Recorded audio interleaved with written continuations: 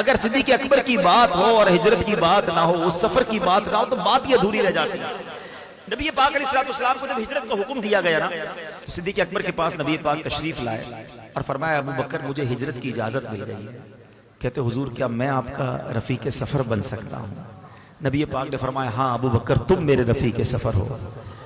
اب آپ خوشی کے مارے رونے لگے۔ حضرت عائشہ صدیقہ فرماتی میں نے زندگی میں پہلی بار دیکھا کہ کوئی خوشی کے مارے بھی روتا ہے۔ اب یہ سفر شروع ہوا، مگر یہ خوف کا سفر تھا، بتانا نہیں تھا کسی کو۔ رات کو سفر کے لیے گئے، نبی پاک آج کے حساب سے جدہ کی طرف گئے، یعنی ایک ایسا راستہ اختیار کرنا تھا کہ جو دوسروں کو پتہ نہ ہو، نارمل راستہ نہیں تھا۔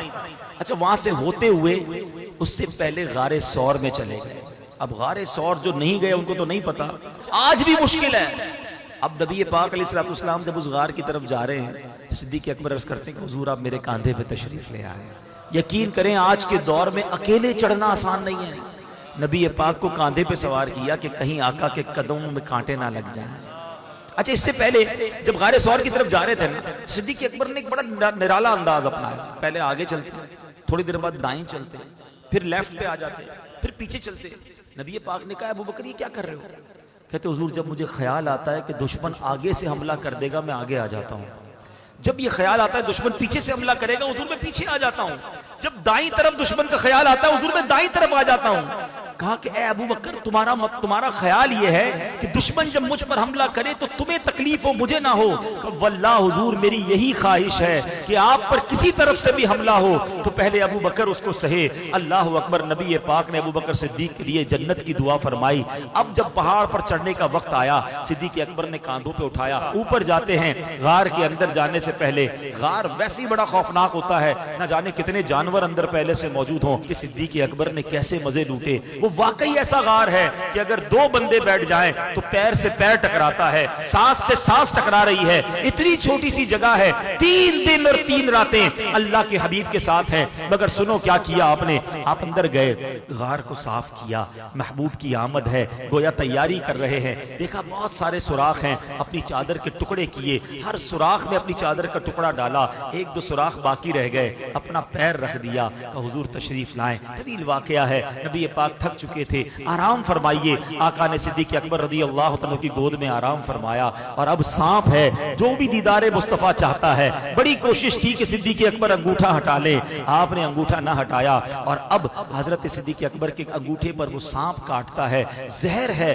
اب سوال یہ ہے صدیق اکبر سے بڑا مفتی کون ہوگا؟ فتویٰ یہ ہے کہ جان بچانا فرض ہے۔ صدیق اکبر نبی پاک کو عرض کر سکتے تھے کہ حضور سانپ نے کاٹ لیا ہے، آپ تھوڑی دیر کے لیے بیدار ہو جائیں تاکہ کچھ علاج کر لیا جائے۔ آپ کے عشق نے گوارا نہ کیا، عشق کہتا ہے جان جاتی ہے تو چلی جائے، نبی پاک کے آرام میں خلل نہیں آنا چاہیے۔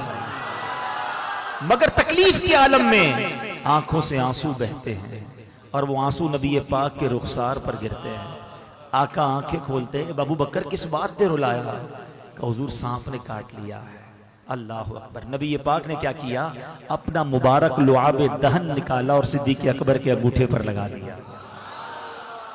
صدیق اکبر کا وہ زہر کا درد جاتا رہا، سبحان اللہ۔ جہاں صدیق اکبر نے جان قربان کی، مقام صحبہ پر مولا علی کی گود میں جب نبی پاک آرام کر رہے تھے، سورج ڈوب رہا ہے، مولا علی سے بڑا عالم کون ہوگا؟ ارے مولا علی کو معلوم تھا نماز پڑھنا فرض ہے، مگر عشق علی نے گوارا نہ کیا۔ نماز جاتی ہے تو جائے، محبوب کے آرام میں خلل نہیں پڑنا چاہیے۔ پیارے آقا کی آنکھ کھلی، چہرہ افسردہ ہے۔ اے علی کیوں افسردہ ہو؟ عرض کرتے حضور جب سے ایمان لایا ہوں علی کی کوئی نماز قضا نہیں ہوئی۔ حضور آج سورج ڈوب گیا ہے، عصر قضا ہو گئی ہے۔ اللہ کے حبیب نے ہاتھ اٹھائے، ہاتھ کیا اٹھنے تھے، سورج کو واپس پلٹا دیا۔ پھر عصر کا وقت آتا ہے، پھر مولا علی نماز پڑھتے ہیں۔ یہ 2 عظیم واقعات ہیں، 2 سب سے بڑے ہم کہہ سکتے مفتیوں کے واقعات ہیں۔ اعلیٰ حضرت کا قلم کیسے خاموش رہ سکتا ہے؟ اعلیٰ حضرت سے سوال ہوا کہ حضور ذرا یہ بتائیے، جان بچانا فرض، کتابوں میں تو یہ لکھا ہے، نماز پڑھنا فرض، سب سے اولین فرض۔ یہ دونوں نے کیا کیا؟ ایک نے جان خطرے میں ڈال دی، ایک نے نماز جانے دی۔ اچھا یہاں ان لوگوں کے لیے بھی جواب ہے جو کہتے بتاؤ کدھر لکھا ہے؟ ہاں حوالہ پیش کرو۔ او اللہ کے بندو، عشق کی باتیں دلوں میں لکھی جاتی ہیں، कौन सी किताब में लिखा था कि अबू बकर सिद्दीक जान ना बचाते? किधर मसला लिखा था कि मौला अली नमाज कज़ा करते?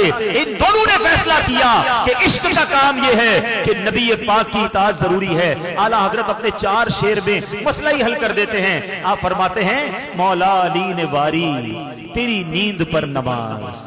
और नमाज भी कौन सी? असर को सबसे खतर वाली अहम नमाज कहा गया।